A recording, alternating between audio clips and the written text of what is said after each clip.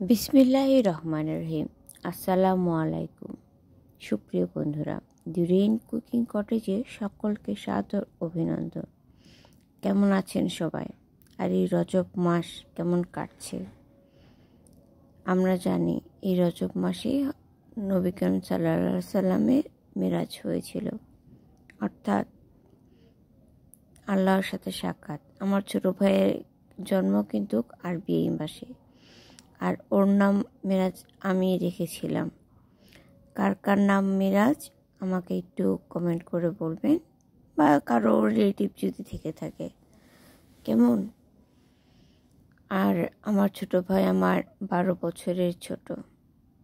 আচ্ছা, যাই হোক, আরবির প্রতিটি মাসে 3টি করে নফল রোজা আছে, যা আমাদের বিশ্বনবী হযরত মুহাম্মদ সাল্লাল্লাহু আলাইহি সাল্লাম রাখতেন, যাকে আয়ামে বেজের নফল রোজা বলা হয়। আমি এটা 2023 সালে শাবান মাস থেকে রাখছি। যারা যারা রাখেন অবশ্যই বলবেন। আমাদের নবীজি বলেছে যে আমার তরফ থেকে একটি বাণী হলেও পৌঁছে দিও। আমি আসলে চেষ্টা করি যে একটি রান্না শুধু রান্নাই না, আমার চ্যানেলের নাম কিন্তু কটেজ শেষে দিয়েছি। তো কটেজ দেওয়ার এই একটাই অপশন, যে কটেজ মানে কুটির। একটা কুটিরে অনেক ধরনের গল্প হয়, সেখানে সুখ থাকে, দুঃখ থাকে, হাসি থাকে, কান্না থাকে, ভালোবাসা থাকে, কত কিছু থাকে। আর যেটা সব থেকে বেশি থাকে সেটা হচ্ছে স্রষ্টার সৃষ্টি। কেমন? তো আমরা যারা ইসলাম ধর্ম অনুসারী, তারা আমাদের ধর্মের যে আইটেম বা যে কালচারগুলো, যে কাস্টগুলো আছে, সেগুলো যত সম্ভব চেষ্টা করব। আমাকে যে একবারে 100তে 100 ভাগই করতে হবে তা কিন্তু না। আমার পক্ষে যেটুকু সম্ভব, তার কোনো কিছুই বাদ রাখবো না। যা পারি না তা নিয়ে মাথা ব্যথার কোনো দরকার নেই। কেমন? তো আমি মনে করি মাসে 3টি রোজা রাখা এটা খুব বেশি কিছু না। আমি যখন স্কুলে চাকরি করতাম তখনও কিন্তু রাখতাম। তো চলুন কথা না বাড়িয়ে, let's start our delicious journey with the rain cooking cottage. আমার আজকের ইফতারের মেনু ধনেপাতার পরোটা। তাই আজকে করব আর গল্প করব। দেখুন, আমি এই বাটিতে 3 বাটির মতো আটা নিয়েছি। আর পরোটা যেহেতু অবশ্যই তেল লাগবে, ঘি দিয়েও করা যায়, ঘিয়েরটা মজা হয় বেশি, কিন্তু যেহেতু আমি এটা ইফতার আইটেম দিয়ে করছি তাই আমি তেল দিয়ে দেখাচ্ছি। লবণও দিয়েছি পরিমাণ মতো, এটা যার যা হিসেব অনুযায়ী দিবেন। আর যে রুম টেম্পারেচার পানিটা অবশ্য গরম ছিল, আমি রুম টেম্পারেচার এনে তারপরে যে ময়ান দিয়ে ডোটা এরকম হবে। কেমন?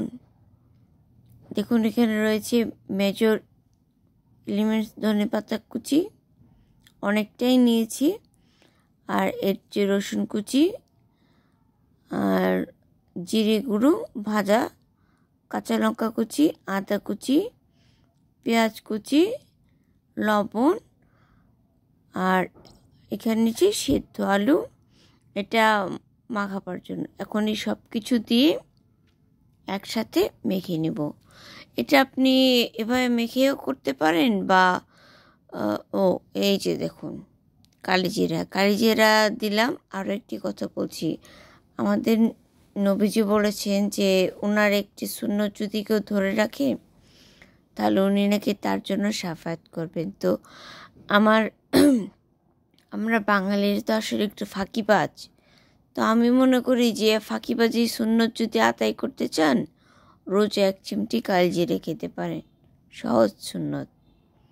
তা আপনার কি হবে? কষ্ট হবে না, উপরন্তু আপনি সুস্থতার সাথে জীবনযাপন করবেন। আর এই দেখুন, কথা বলতে বলতে রুটিও বেলা হয়ে গেছে। আর এটা কিন্তু প্রথমে আমি তেল ছাড়া সেঁকে নিচ্ছি। আর এটি কিন্তু আমার কড়াইটা একটু পুরাতন হয়ে গেছে, প্লিজ কিছু মনে করবেন না। আর বাসায় আসলে এত কিছু টেক কেয়ার করতে করতে সব কিছুই মেনটেন করে উঠতে পারি না। দেখুন আমি অল্প অল্প তেল দিয়ে করছি।